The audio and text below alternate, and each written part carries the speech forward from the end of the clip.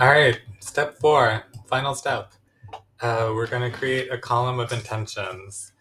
So, as we talked about together, we've thought some about what our intentions are for this class and what kind of experience we want to have and what kind of work we want to do. So, based on our reflective exercise, we've all come up with 6 specific goals or intentions um, for for the next. Well, for the summer, it's going to be 6 weeks. Uh, and we're going to use Rhino to represent those intentions as a column or a totem. So you'll see in this box, I've drawn you a 12-foot vertical line. You can see it here. And you're going to create 6 shapes that go on this line, and everybody's going to save their column as a block, and then we're going to put them all together in the end. So to do the modeling, I'm actually going to, yeah, no, rendered is good because we want to apply materials. Okay, so I'm going to go through it for me, and you can do this for you. Um, so one of my biggest goals for this course is to be very reliable and solid as an instructor, somebody that you can rely on and that you um, have no qualms about going to for support. So I think maybe one of the easiest ways to represent that would be with the box. Rectangles always make me think solid, dependable, reliable, and predictable. All right, so I've made a box. I want it to be about 1/6 the size of this line. I can manipulate it later if I got it wrong. And since we're talking about dependability, I think I should make it a stone. So I'm going to go into my materials here.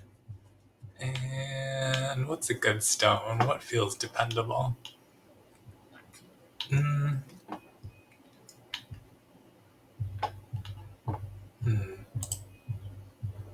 That's cement. How about this guy? Very beautiful, never goes out of style. Alright, so I'm going to apply this marble to this box, and that's going to be the base of my column. Dependability. Alright, my next goal is to prioritize the needs of the group. So even more than what I need on any given day, I want to think about what the group needs. And to do that, I think I could use a torus. My first time modeling something with a torus. So the torus has this really solid circle, and then it doesn't have a center. So maybe that could symbolize kind of removing the I, removing the ego, and prioritizing the unity of the group. So here's my torus.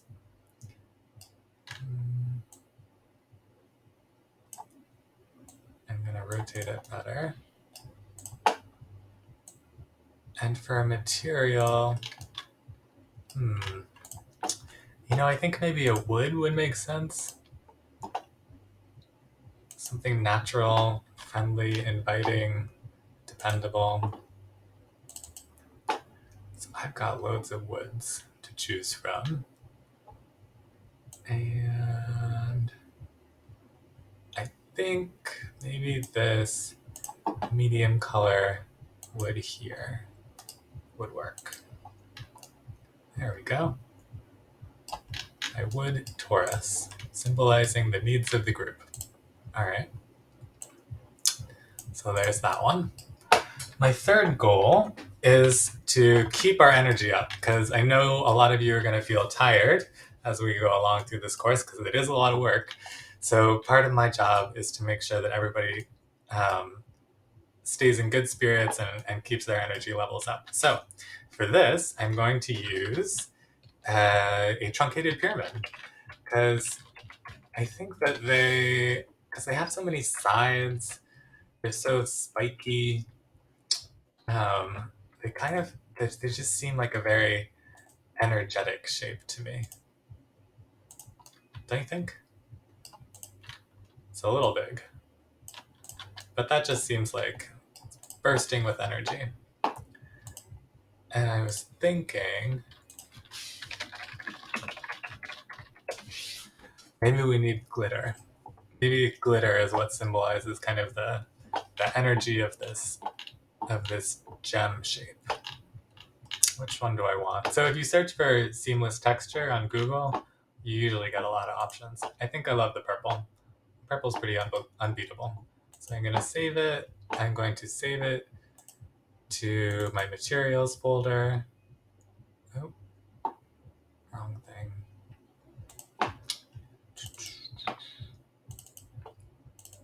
Here we go. This is going to go in the other category. And I'm saving it. It's a JPEG. JPEGs work. That's great. I'm going to go back in here. I'm going to create a new material, custom. I'm going to click these three dots. I'm going to go find that image that I just saved. Which is not showing up. I think maybe if I drag it right in. Oh, you know what? It's saved as some kind of weird file format. It said it was a JPEG, but then it turned out to be a JFIF. So what we're gonna do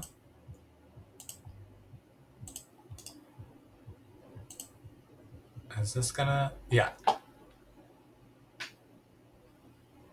Is that gonna work? Nope, saved wrong again. Okay, so what I'm gonna have to do is screenshot it. Last resort. No problem. Yes problem. No problem. Okay. And I'm gonna put it in my materials folder. I hope you're making good progress on your own column while I'm dealing with these technical difficulties.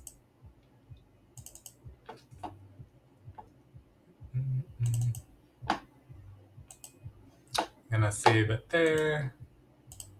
I'm gonna find it here. I'm going to open it. There it is. Click this object and assign to objects. And there we have a glitter gem shape. Cool. One thing I didn't say before, which you can do, is you can make this transparent. So if you slide the transparency up, you'll be able to see through it a little bit. And that might actually add something. All right. So those are 3 of my 6. I'm going to let you guys work on yours. Just make sure you've got it sort of the right size. I think I made my everything a little bit too small. Because you want to start at the bottom of this line, and you want your 6 shapes to finish at the top of the line. So go ahead and model all your 6 shapes. Pause the video, and then when you're done, you can come back.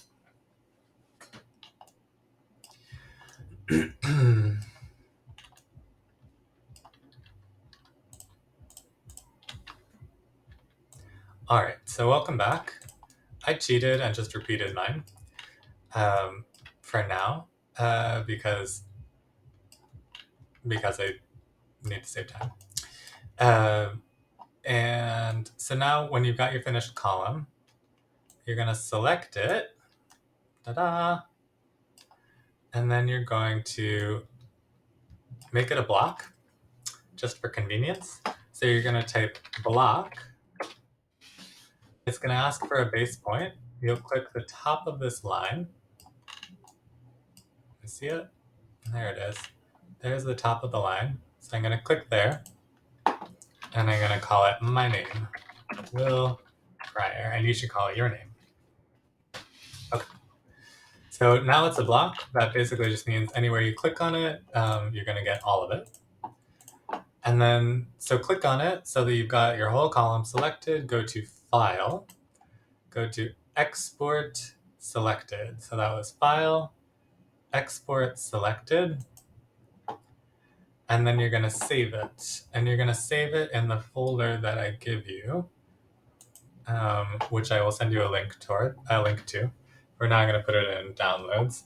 And you want to save it as a Rhino 7 3D model, and you have to make sure that Save Textures is checked. So you don't want it unchecked, you do want it checked. If you don't have this box checked, then your materials won't come through with your model. And then you'll just have white shapes, and that's not going to be as fun. So make sure you do Save Textures and save it as your name in the shared folder. Yay! And that is it for now. Thanks.